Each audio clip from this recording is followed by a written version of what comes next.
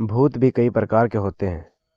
आज मैं भूतों की जो कहानी सुनाने जा रहा हूँ वो बुढ़वाओं एक प्रकार के भूत के बारे में है। जब कोई व्यक्ति किसी कारणवश पानी में डूबकर मर जाता है तो वह बुढ़वा बन जाता है। बुढ़वा बहुत ही खतरनाक होते हैं, पर इनका बस केवल पानी में ही चलता है, वह भी डूबा भर, जिसमें कोई डूब सकता हो पानी में। हमारे तरफ गाँव में जब खटिया में बहुत ही खटमल पड़ जाते हैं और खटमल मार दवा डालने के बाद भी वे नहीं मरते, तो लोगों के पास इन रक्त चूसक प्राणियों से बचने का बस एक ही रास्ता बचता है, और वह यह कि उस खटमली खाट को किसी तालाब या गड्ढा आदि में पानी में डुबो दिए जाते हैं।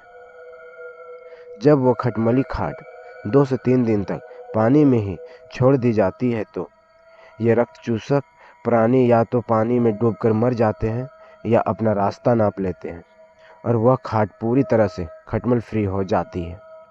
एक बार की बात है कि हमारे गांव के ही एक पंडित जी एक गड्ढे इस गड्ढे का निर्माण चिमनी के लिए ईंट पाथने के कारण हुआ है। नहीं तो पहले यह समतल खेत हुआ करता था। मैं अपनी खाट को खटमल से निजात पाने के लिए डाल दिए थे। बरसात के मौसम की अभी शुरुआत होने की वजह से इस गड्ढे में जांग भर ही पानी था। यह गड्ढा गांव के बाहर एक ऐसे बड़े बगीचे के पास है जिसमें बहुत सारी झाड़ियां उग आई हैं और इसको भयावह बना दी है। साथ ही साथ यह गड्ढा भी बरसात में चारों ओर से मुंह जाती है, बड़े खरपतवारों से ढक जाता है। 2-3 दिन के बाद वे पंडित जी अपनी बांस की खाट को लाने के लिए उस गड्ढे की ओर बढ़े।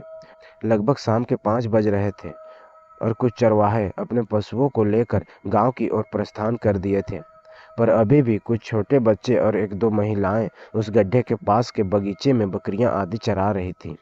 ऐसी बात नहीं है कि वे पंडित जी बड़े डरपोक थे, वे तो बड़े ही निडर और मेहनती व्यक्ति थे। रात रात को वे अकेले ही गांव से दूर अपने खेतों में सोया करते थे, सिंचाई किया करते थे। पर पता नहीं क्यों उस दिन उस पंडित जी के मन में थोड़ा भय व्याप्त था। अभी पहले यह कहानी पूरी कर लेते हैं, फिर उस पंडित जी से ही जानने की कोशिश करेंगे कि उस दिन उनके मन में भय क्यों व्याप्त था। उस गड्ढे के पास पहुंचकर जब पंडित जी अपनी बांस की खाट को निकालने के लिए पानी में घुसे तो अचानक उनको लगा कि कोई उनको पानी के अंदर खींचने की कोशिश कर रहा है, पर वे तब तक हाथ में अपनी खाट को उठा चुके थे। अरे यह क्या! इसके बाद वे कुछ कर न सके और न चाहते हुए भी थोड़ा और पानी के अंदर खींचे लिए गए। अभी वे कुछ सोचते तभी एक बुढ़वा चिल्लाया, अरे तुम लोग देखते क्या हो, टूट पड़ो नहीं तो वह बचकर निकल जाएगा, और अब यह अकेले मेरे बस में नहीं आ रहा है। तब तक एक और बुढ़वा जो सुअर के रूप में था चिल्लाया, हम इसको कैसे पकड़े, इसके कंधे में तो जेनुआ झूल रहा है। इतना सुनते ही जो बुढ़वा पंडित जी से हाथापाई करते हुए उन्हें पानी में खींचकर डुबाने की कोशिश कर रहा था, वो फौरन ही हाथ बढ़ाकर उस पंडित जी के जेनुआ को खींचकर तोड़ दिया। जेनुआ टूटते ही लगभग आधा दर्जन बुढ़वा जो पहले से ही वहां मौजूद थे उस पंडित जी पर टूट पड़े। अब पंडित जी की हिम्मत और बल दोनों जवाब देने लगे और बुढ़वा बिस पड़ गए। बुढ़वाओं ने पंडित जी को और अंदर खींच लिया और उनको लगे वहीं पानी में धंसने। पंडित जी और बुढ़वाओं के बीच ये जो सीन चल रहा था वह किसी बकरी के चरवाहे बच्चे ने देख लिया और चिल्लाया कि वीरेंद्र बाबा पानी में डूब रहे हैं। अब सभी बच्चे चिल्लाने लगे। तब तक बुढ़वाओं ने पंडित जी को उल्टाकर कीचड़ में उनका सर धंस दिया था और धंसते ही चले जा रहे थे। पानी के ऊपर अब रह रहकर पंडित जी का पैर ही कभी कभी दिखाई दे रहा था।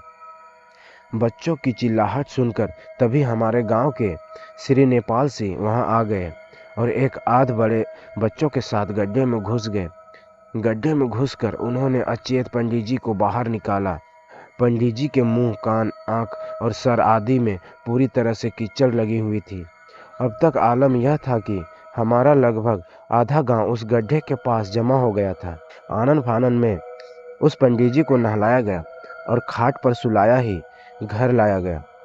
कुछ लोगों को लग रहा था कि पंडित जी अब बचेंगे नहीं, पर अभी भी उनकी सांसें चल रही थी।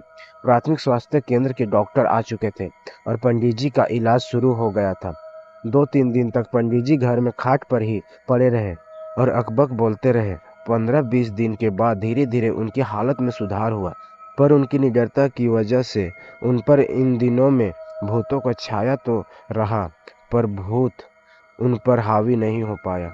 आज अगर कोई उस पंडित जी से पूछता है कि उस दिन क्या हुआ था, तो वे बताते हैं कि दरअसल इस घटना के लगभग 1 हफ्ते पहले से ही कुछ भूत उनके पीछे पड़ गए थे, क्योंकि वे कई बार गांव से दूर खेत बगीचे आदि में सुरती या कलेवा आदि करते थे, तो इन भूतों को नहीं चढ़ाते थे।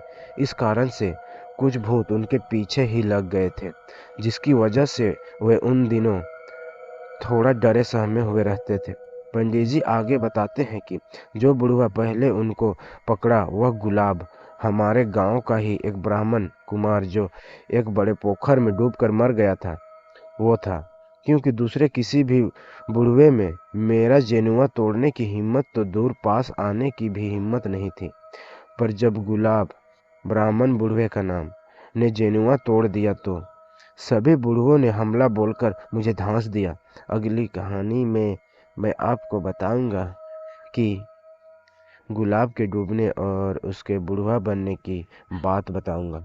अगर कहानी अच्छी लगी है दोस्तों, तो वीडियो को लाइक, कमेंट एंड चैनल को सब्सक्राइब करके हमें सपोर्ट जरूर करें। थैंक यू दोस्तों।